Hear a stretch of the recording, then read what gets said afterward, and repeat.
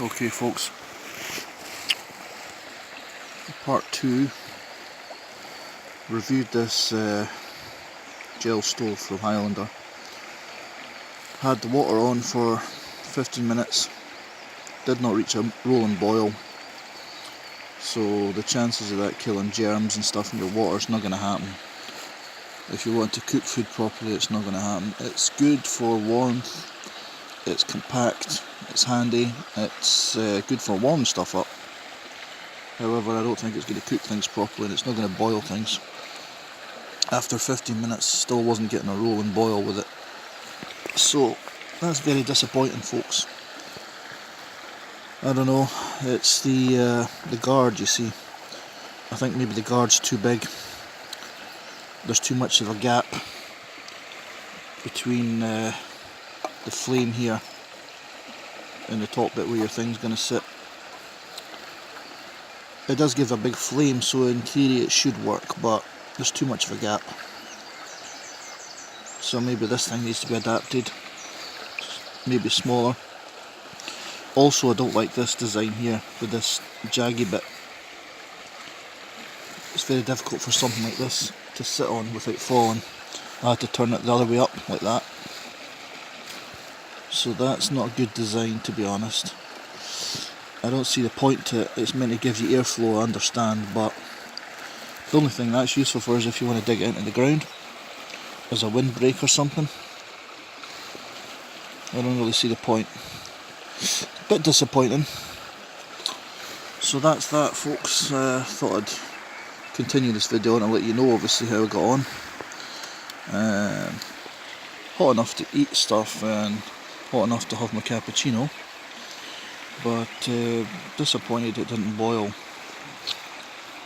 So the other one you'll see people making on the internet is a similar one to this, but what they do is you get cardboard and coil it round, you get hot wax or something along the lines of hot wax, and you pour it over, which I've done, I've made one before, let it set, light it, and essentially it's like it's the wax that's burning, it's not the cardboard that's burning.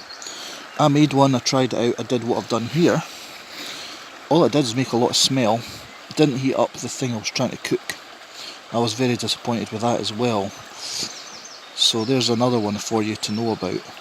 Obviously feel free to experiment yourself, don't take my word for it. Anyway folks, so I've got my cappuccino ready, and my phone for some reason has switched over its memory into the main memory instead of being the memory card because it's run out of space, because I've did the first video here. Obviously this is the second video, so we're running out of time because it's only given me 20 minutes. So still here, this beautiful setting. We're now at 3 minutes, and I thought, as I spoke about it earlier, maybe you guys would like to see what I spoke about earlier. So I'm going to set things up and give myself a wee purification, and you can see how that goes. Everybody will have their own way of doing things and doing it, but this is my basic way of doing things. So stand by folks, I'll let this thing here cool down, which I can enjoy later on, and I shall get out the incense and show you how I work this. So stay with me. Okay folks, so take your burner, make sure it's fireproof, take your tongs, lift this up, and then what you're going to do is light it, which I shall show you. I've not got enough hands, but I'll show you anyway. So you might or might not be able to see it, but it sparkles. See that? Takes a little bit to get going sometimes with the flame of the lighter, but it starts to heat itself up with the stuff that's in it. Presumably it's the same as your ferro rod. So then what you want to do is you want to use your incense, whatever that is. One that I got recently that I've read up about. It's supposed to be very potent and very powerful and protective and all the rest of it, and good for magic and so on. And it's Dragon's blood. Comes from an odd shaped tree, and you can look it up, and it's these chunks basically, as opposed to the resin that you get like this. You see? Got an interesting sweet smell, and this will be the second time I've used it. Can't say I was put in any particular strong altered states of consciousness and so on last time with it, which was a bit disappointing because it was all hyped up to be like, wow, amazing, you know. But yeah, it's nice. As incense goes, it's quite nice. What you'll find on this is it goes into liquid quite quickly, unlike the other incenses. Interesting smell. So that's your basic setup for ambience, shall we say. For the next bit though, okay folks, so that's what that's gone like. Doesn't normally go as juicy as that for some reason, but this dragon's blood stuff does that. Now, here we have the sage, and you need to get it sort of glowing before it'll do any good. But be careful when you're wafting it around, because you get embers can land on you and you don't notice, you end up burning your stuff. So careful with that one. Anyway folks, this is your basic standard sage, and here's how you do it essentially. So what you want to do is you want to go around your head a lot.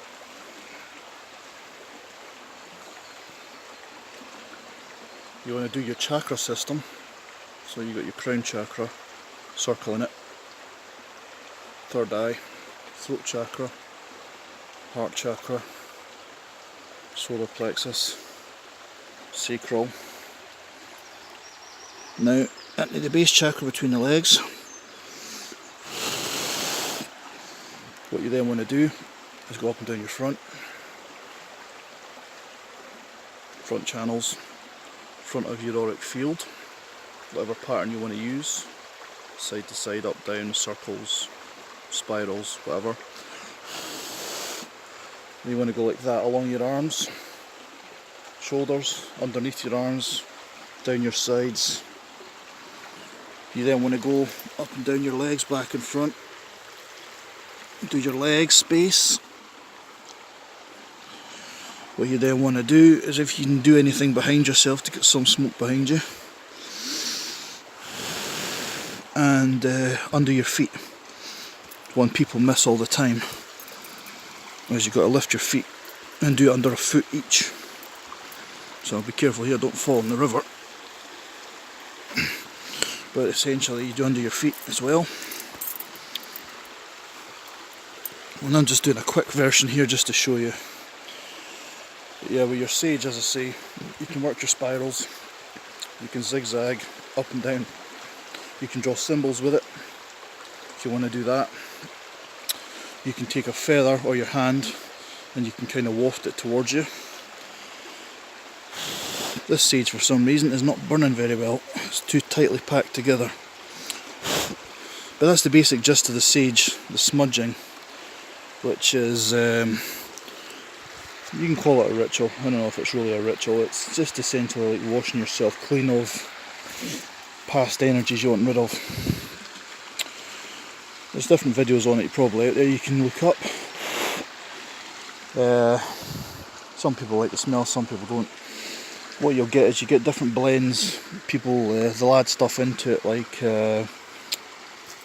let's say for example lavender. They'll add lavender to it, which changes the energy and the smell, and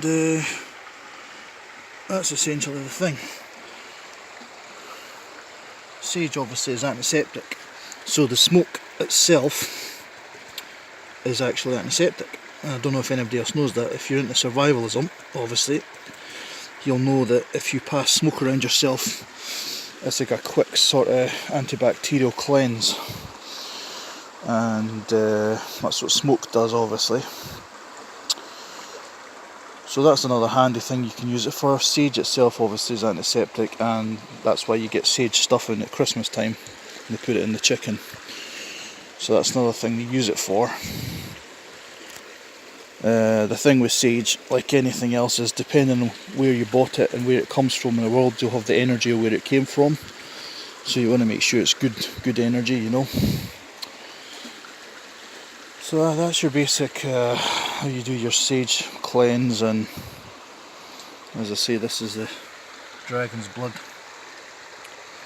Quite an interesting smell. Quite sweet, almost like pine. Similar, I presume, as being a resin. Whether it's completely mind altering, I haven't had that effect with it. It's nice. But that's that, folks. So this is what I'll do if I want to chill, you know, come out, have something to eat, chill in nature, and get the incense out, do a purification, do a meditation, tune into this beauty here. And it's just nice. It's quite a popular spot with people, that's the only problem. It's starting to calm down this time of night though.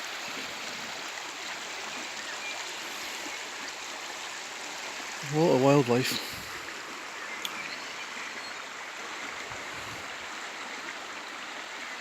So yeah, feel free to subscribe, comment, like, share, all that nonsense. It's much appreciated. And I know I'm on a small channel at the moment, I'm hoping to grow my channel, obviously. Just wanting to meet like-minded people, share your experiences, you know, so feel free to comment and everything, and interact.